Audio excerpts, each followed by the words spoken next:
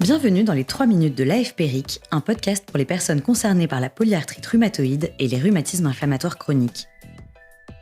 Dans chaque épisode, des infos, astuces et conseils qui vont à l'essentiel.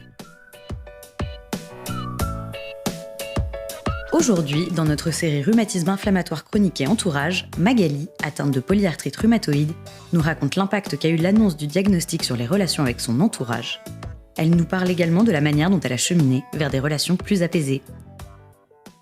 Donc un diagnostic qui est donné, c'est un mot qui est posé sur des souffrances. Mais il y a quelque chose qui indéniablement bascule. Je crois que c'est à ce moment-là qu'il faut être capable de s'entourer de différentes personnes pour faire face à cette annonce de diagnostic. Le positif que j'ai pu tirer de l'ouverture, notamment avec les associations, auprès des associations et auprès de personnes qui étaient aussi impactées par cette maladie, c'est de me rendre compte que je n'étais pas toute seule. Parce que je pense qu'un diagnostic comme celui de la polyarthrite rhumatoïde plonge dans une solitude qui est quand même très forte, à différents niveaux d'ailleurs. On a une solitude face à soi-même, mais il y a aussi une solitude sans doute par rapport à l'entourage. Et je pense que faire face à ces 3 champs différents, soi-même, l'entourage proche, entre autres le conjoint et les enfants, par exemple.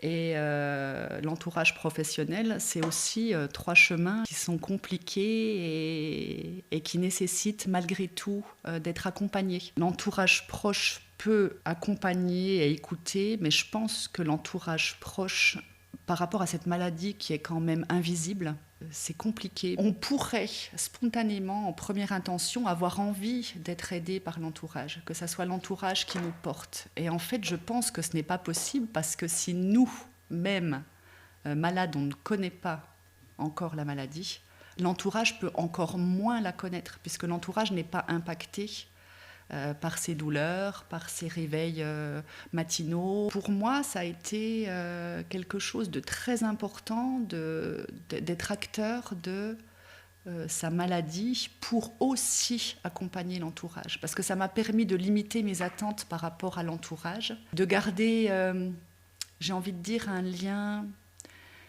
peut-être serein. Bien sûr qu'on en a tous des attentes, on attend peut-être d'être compris, on attend d'être épaulé, mais en même temps, la verbalisation auprès de l'entourage est essentielle. Et je pense que l'autre chemin de l'acceptation, c'est peut-être ça, se dire qu'on ne peut pas sans doute être entendu par tous. Il faut que nous aussi, on accepte que ça puisse ne pas se voir. C'est-à-dire qu'on ne peut pas tout attendre des autres. Et je pense que derrière le diagnostic, il y a aussi tout un chemin d'acceptation de ce qu'on est, de ce qu'on va renvoyer à l'entourage, et de comment on fait avec cette nouvelle donne, de comment je dois exprimer, comment je dois me dire, sans tomber non plus dans le pathos, sans tomber dans la victimisation. Et en fait, je pense que ça, c'est un équilibre qui est très, très difficile à trouver, mais qui peut être trouvé. Merci Magali pour votre témoignage. Nous remercions également le laboratoire Lilly qui a apporté son soutien institutionnel à la réalisation de cet épisode.